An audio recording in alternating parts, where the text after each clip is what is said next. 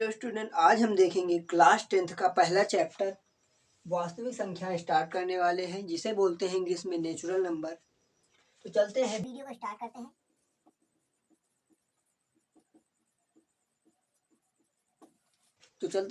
Start करते हैं। तो सबसे पहला हमारा टॉपिक जो होगा वो हम कुछ 9th का रिवीजन कर लेते हैं, उसके बाद हम 10th का टॉपिक आगे पोर्शन स्टार्ट करते हैं। तो सबसे पहले जो हमारा 9th में था वो था प्राकृतिक संख्याएं। तो इन्हें हम प्राकृतिक संख्या हम किन्हें कहते हैं, तो सबसे पहले देखते हैं प्राकृतिक संख्या होती क्या है। तो वो संख्याएं जिन्हें हम काउंट कर सकते हैं उन्हें हम प्राकृतिक संख्या कहते हैं। जैसे कोई गिनती आपने स्टार्ट की, उसे काउंट कर रहे हैं, तो वो हो गई प्राकृतिक संख्या। जैसे प्राकृतिक संख्या में 1 2 3 4 ये अनंत तक जाती हैं, ये कभी प्राकृतिक संख्या खत्म नहीं होती। और यहाँ पर देखते हैं हम पूर्ण संख्या है। तो पूर्ण संख्या वे होती हैं 0 1 2 3, ये अनंत तक जाती हैं। इसमें प्राकृतिक संख्याओं पूर्ण संख्या में इतना ही अंतर है कि प्राकृतिक संख्या नेचुरल नंबर होते हैं और पूर्ण संख्या में जीरो और ऐड हो जाता है, तो उन्हें हम पूर्ण संख्या बोलते हैं। अब देखते हैं हम पूर्णांक इन्हें कहते हैं। तो पूर्णांक वे होते हैं जैसे 0 1 2 3 4 -1 -2 -3। इन नंबरों को हम पूर्णांक बोलते हैं। मतलब जैसे हमें माइनस की संख्या की जरूरत पड़ी तो उन्हें हम बोलते हैं पूर्णांक। जैसे -3 -2 -1 0 1 2 3, इधर अनंत तक, इधर भी अनंत तक, तो इन्हें हम बोलते हैं पूर्णांक। अब देखते हैं हम परिमेय संख्या किन्हें कहते हैं। तो देखते हैं हम परिमेय संख्याएं, तो जिन्हें हम पहले लिखते हैं, जिन्हें हम P/Q के रूप में लिख सकते हैं, उन्हें परिमेय संख्या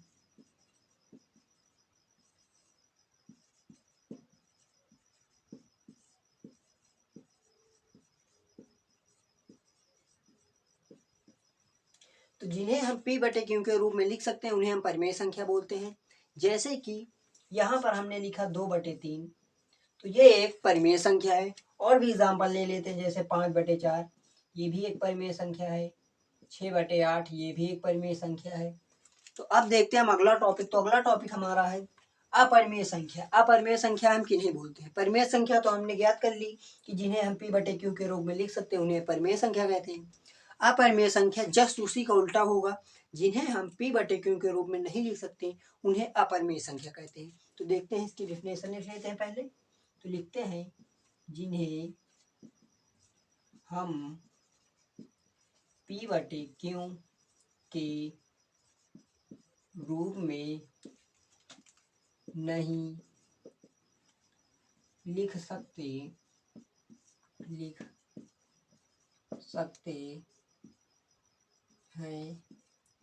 उन्हें अपरिमेय संख्या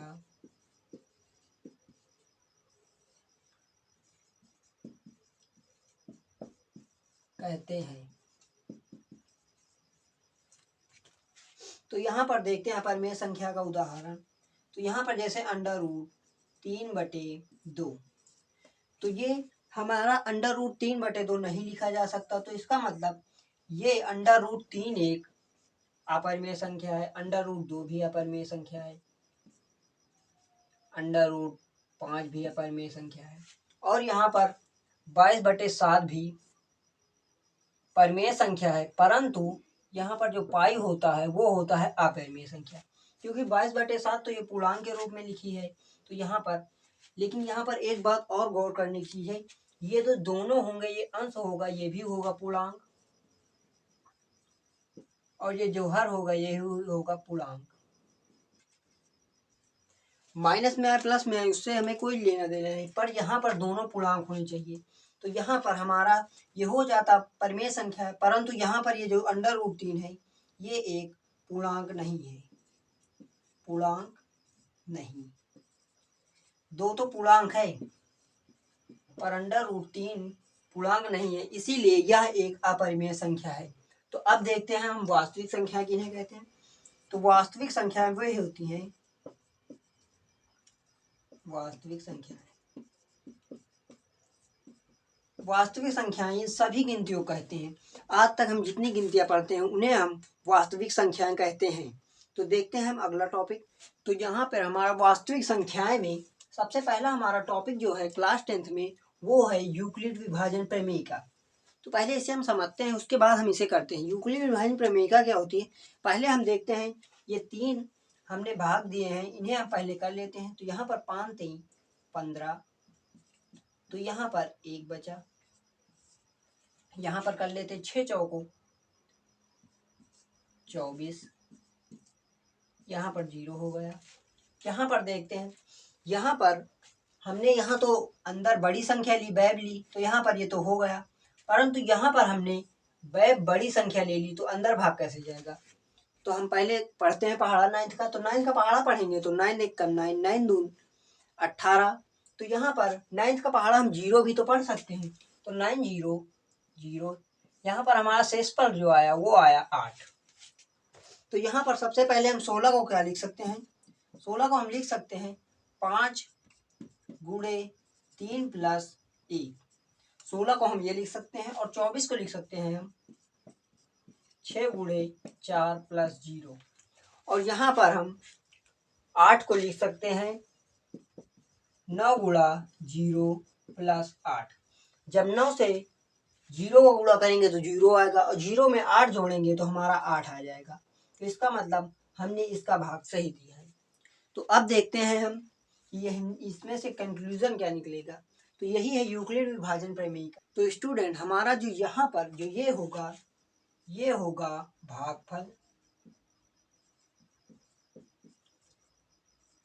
और ये जो ये होगा जिससे हम भाग देते हैं उसे बोलते हैं हम भाजक, और जिस संख्या को भाग देते हैं वो हमारा हो जाता है भाज्य, और ये यहाँ पर जो बच जाता है वो हमारा हो जाता है शेषफल।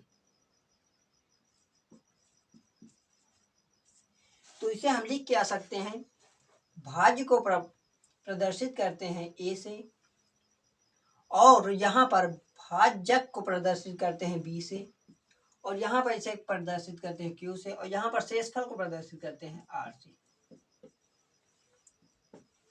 तो यहाँ पर देखिए 16 क्या है, भाज्य है, तो भाज्य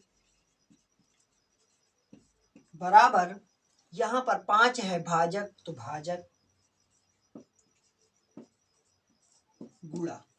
अब यहाँ पर देखिए, यहाँ पर 3 क्या है, 3 है भागफल, तो भागफल हम लिख लेंगे भागफल प्लस यहाँ पर हम शेषफल लिख लेते हैं।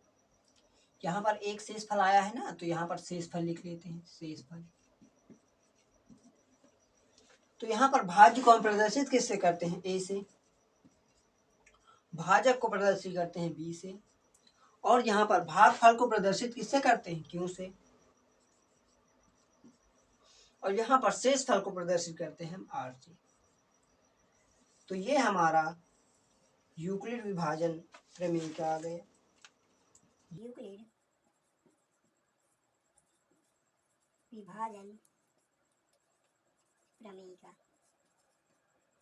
इस रूप में इसे लिखेंगे तो उसे कहेंगे हम यूक्लिड विभाजन प्रमेयिका।